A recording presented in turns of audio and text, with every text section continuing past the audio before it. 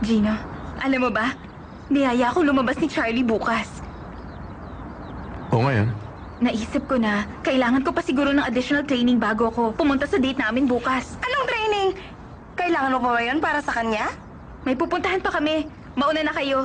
May gagawin kami. May tuturo pa sa akin si Gino para sa date ko bukas. Bye! Ano? Iiwan niyo kami? Tatawagan kita mamaya. Sige, bye! Sis, naiisip mo ba ang naisip ko? Hindi. Sa tingin ko...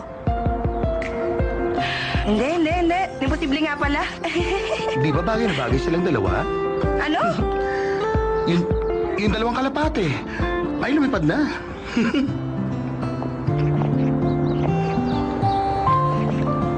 Kailan mo matatapos ang paghihiganti mo? Hindi ko alam. Kapag niyaya niya na ako magpakasal, Julian, will you marry me? Tapos iabot niya ang singsing. Kukunin ko tapos itatapon ko tapos aapak-apakan ko ng ganito. O kaya naman, hindi ako sisipot sa araw ng kasal ko. Ay hindi. Darating ka sa kasal. Kunwari malilito ko. Tapos hihilahin mo ko at sasama ko sa'yo. Mapapahiya siya sa mga tao. Kailangan ko ba talagang gawin yan? Oo. Tama ka. Hindi mo nga pala gagawin yun para lang sa akin. Gagawin ko. Kung doon ka masaya. Aagawin kita sa kanya. At hindi ako papayag na matuloy ang kasal ninyo. Dahil kaibigan kita.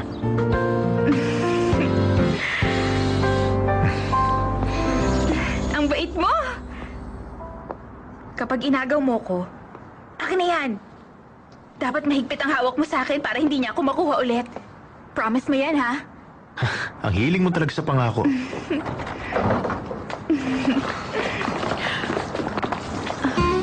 Gino?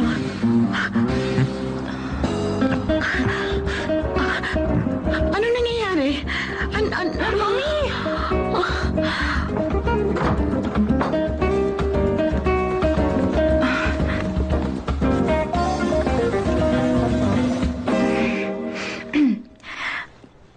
Kailangan niyo ba ng gamot? Nahihilo ba kayo? Kasalanan mo kaya siya hinimatay. Lumabas ka nga dito. Gina, bakit mo nagawa ang bagay na ito? Naniwala ako sa sinabi ng kaibigan mo. Na trabaho ang dahilan, kaya kailangan mong tumira sa bahay na ito. Hindi ko ina-expect na nakita ko ngayon. Hindi ka man lang nagpaalam. May kinakasama ka na pala. Ay, mali pong iniisip niyo, Mama. Anong Mama? Ang kapal mo, wala kang karapatang tawagin siyang Mama. Ay, May, huwag kang makialam dito. Hindi naman pwede yung gusto mo. May karapatan ako makialam dahil fiancé mo ko. Fiancé mo siya? Oo, at malapit na kami ikasal. Okay. Gino, pwede bang... pwede ba tayong mag-usap sandali sa labas? Hindi mo ba nakikita na nag-uusap pa kami rito? Sa labas tayo. Mami, nakita niyo ba yun? Pinaliwala niya ako, sumama siya doon sa babae niya. Grabe. Hindi ba dapat ipaalam mo sa kanila kung anong totoo? Anong sinasabi mo? Naawa kasi ako doon sa fiancé mo. Umaasa siyang pakakasalan mo siya dahil hindi niya alam na bakla ka. Mukhang may sakit nga sa puso ang mama mo kaya siguro hindi mo magawang sabihin sa kanya. Pero dapat sabihin mong totoo. Sigurado kung maiintindihan ka ng mama mo. Sabihin mo na ngayon. Mamaya na natin pag-usapan yan. Gino, kahit ano ka pa, tatanggapin ka ng mama mo. Siguro, sa simula mahihirapan siya. Pero hindi ka niya itatakwil. Julian, gusto mo umamin ako sa kanila ngayon? Oo. Nabakla ako? Hindi. Sino? Bakla ka? Totoo ba ang narinig namin? Kaya pala, mas gusto mong kasama ang kaibigan mong lalaki. Bakla ka? Hindi, anak. Hindi. Hindi po totoo yun. Lalaki ako, Ma. Julian, halika dito. Ha? Lumapit ka dito. Mama, siya ang babaeng mahal ko. Hindi pwede. Ano? At siya po ang gusto kong pakasalan. Hindi ko ko alam ang dapat kong isipin. Julian, batiin mo ang mama ko. Batiin mo ang mama ko. Sige. Hello po, Mama.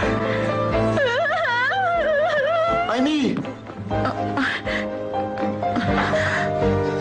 Anak, ibig sabihin, hindi totoong... Mama, hindi ako bakla. Mabuti naman. Ano bang pangalan mo? Julian Park po. Julian, tell me, mahal mo ba talaga ang anak ko?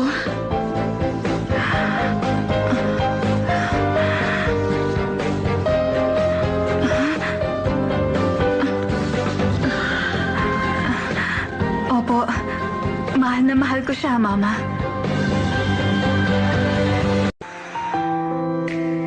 At siya po ang gusto kong pakasalan. Napilitan lang siya kanina. Hindi niya talaga ako mahal. Anong mangyayari ngayon? Mas mahihirapan siyang aminin ng totoo. Julian, Oh, bakit? sinong kausap mo? Sarili mo na naman. Hindi na normal ang mga ginagawa nyo. Magiging komplikado ang mga bagay. Ano ibig mo sabihin? Huwag ka magkunwari. Si Gino at ikaw. Para kayong mag-boyfriend kung kumilos, hindi na normal sa magkaibigan. Ano ba? Imposibleng maging kami dahil bading siya. Kahit na. Para kayong mga lovers kung nag-uusap kayo. Kunyari, training para makapaghaganti kay Charlie, pero... Siyempre, parte ng plano namin pagselosin si Charlie. Julian, kilala kita. Mabait ka. Iba ang dahilan kaya ginagawa mo yan. Hindi para gumanti sa ex mo. Iniisip mo ba na gusto ko makipagbalikan kay Charlie? Hindi. Sa tingin ko, ginagamit mong dahilan ng pagganti kay Charlie para makasama ng matagal si Gino. Nagkakagusto ka na sa kaibigan mo. Baliw ka na. Julian, bading si Gino, ha? Masasaktan ka lang. Kahit paanong gawin mo, hindi ka niya magugustuhan. Alam mo ng lalaki ang gusto niya. Alam ko. Kung may katitinggang magmamahal sa kanya, patayin mo na ngayon. Kaya lang, komplikado na ang sitwasyon. Bakit? Ano nangyari? Niyaya ko ni Gino magpakasal. Mahal ka ni Walden. Gino, Nasasaktan ka dahil hindi ko maibalik ang pagmamahal mo. Ganon din si Walden. Dahil hindi mo nakikita ang pagmamahal niya sa'yo. Amy, huwag ka na makinig. Tumingin ka sa taong nagmamahal sa'yo. Baka matutunan mo siyang mahalin. Para lang wag siyang mabuko, nakuha ka niyang gamitin? Okay lang yun. Mahal ni Gino ang mama niya. Anong balak mong gawin, ha? Kung sabihin ng mama niya na magpakasal na kayo, magpapakasal ba kayo? Ewan. Hindi ko ba siya pwedeng pakasalan? Gagawin mo yun? Nababaliw ka na ba? Kasi hindi kaya ni Gino na sabihin ang katotohanan sa mama niya. Gusto ko rin naman na protektahan siya habang nabubuhay siya. Mali ba yun? Ayokong mapahiya siya. Nakakaloka ang mga sinasabi mo, ha, Julian? Umaasa ka bang mamahalin ka niya? Hindi mangyayari yun, kaya huwag mong sayangin ang buhay mo para kay Gino. Gagawin ko yon dahil kaibigan ko siya. Julian? Kalayaan mo ang isasakripisyo mo. Hindi binibigay yon sa isang kaibigan lang. Ayaw ni Gino na malaman ng iba na bading siya. Gusto rin ng mama niya na maging normal siya. Kaya nga, kapag nagpakasal kami ni Gino, walang makakaalam ng lihim. Hindi lang kaibigan ang turing mo sa kanya, di ba? Ha? Gagawin mo yan dahil hindi mo kayang mawala siya. Tama ba?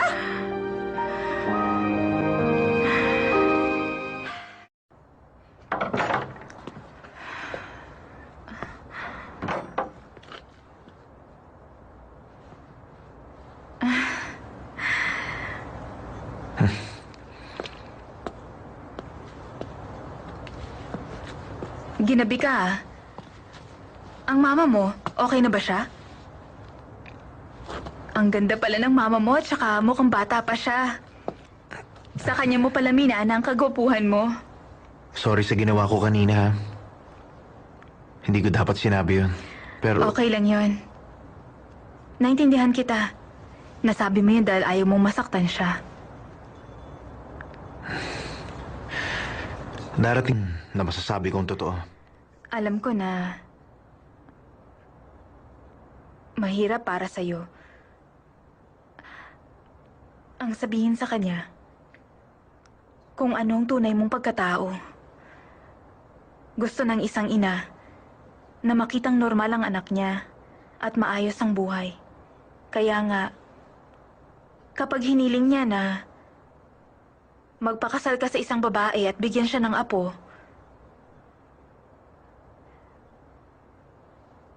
gagawin ko yun para sa'yo.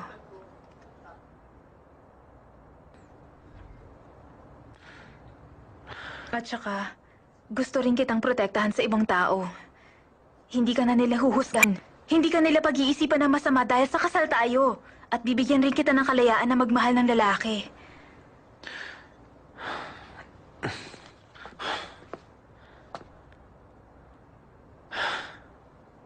Akala mo ba matutuwa ako, Julian? Kung magpapakasal ka, yun ay dahil mahal mo yung tao. Sinabi ko sa'yo noon na mahalin mo muna ang sarili mo bago ang ibang tao.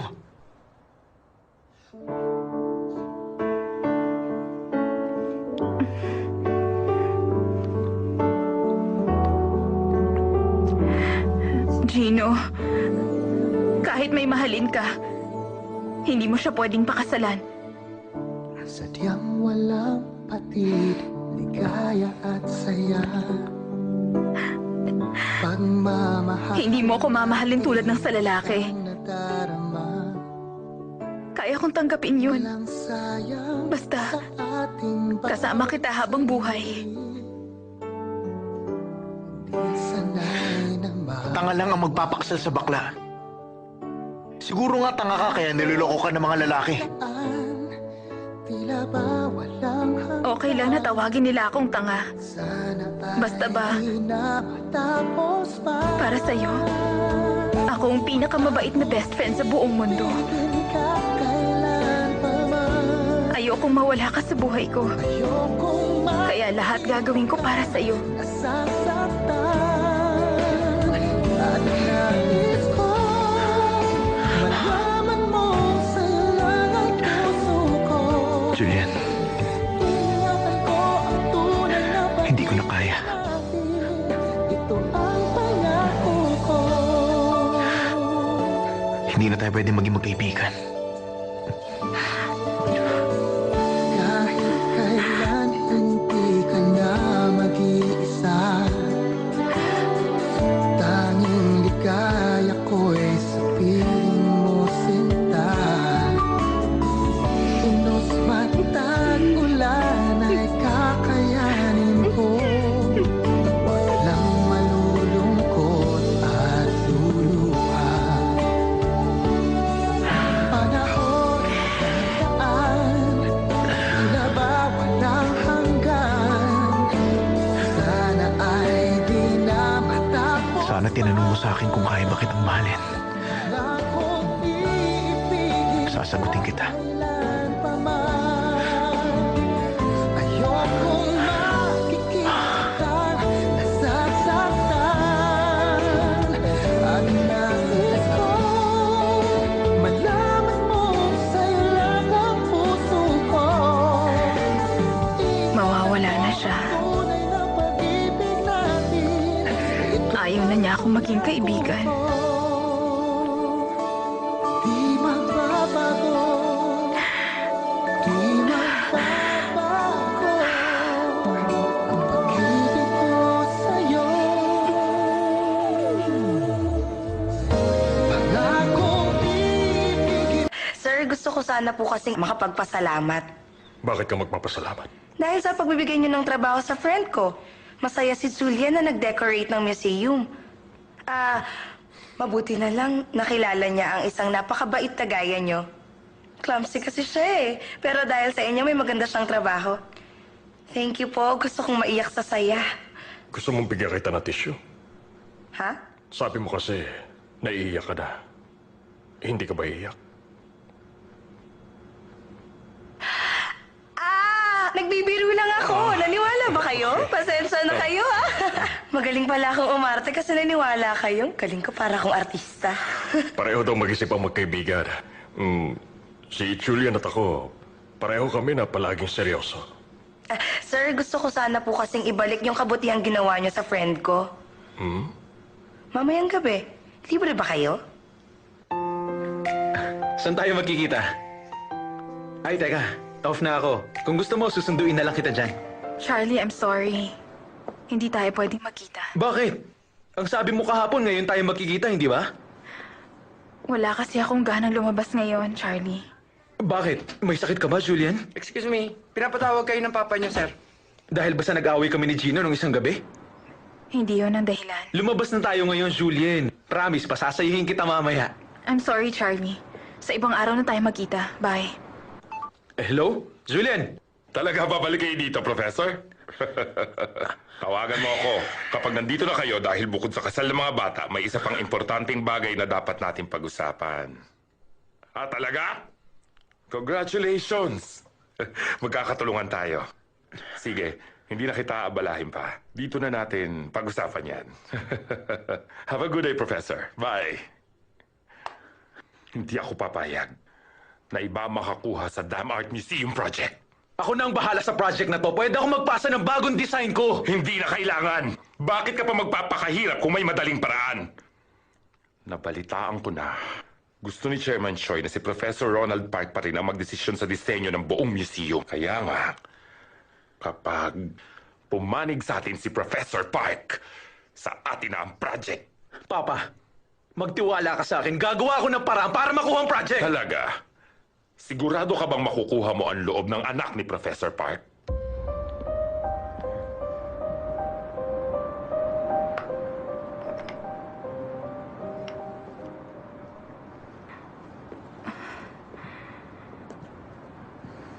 Sabi ko sa ibang araw na tayo magkita, hindi ba?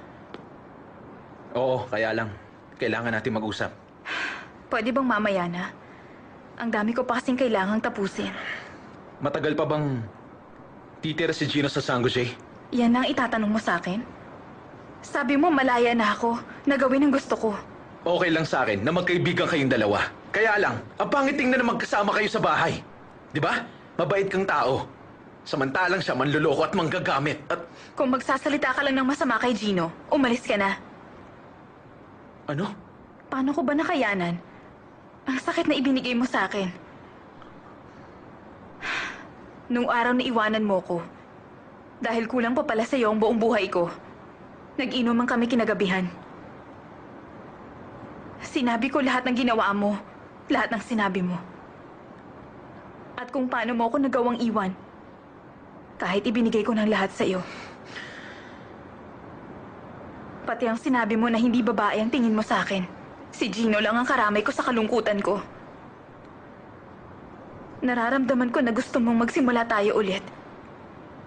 Pero alam mo na nasaktan mo ako ng husto. Natatakot akong magtiwala ulit sa'yo. Isa pa, tatapatin kita. Mas mahalaga na sa akin si Gino ngayon kaysa sa'yo, Charlie. Mas mahalaga na siya kaysa sa pagmamahalan natin. Mas mahalaga siya.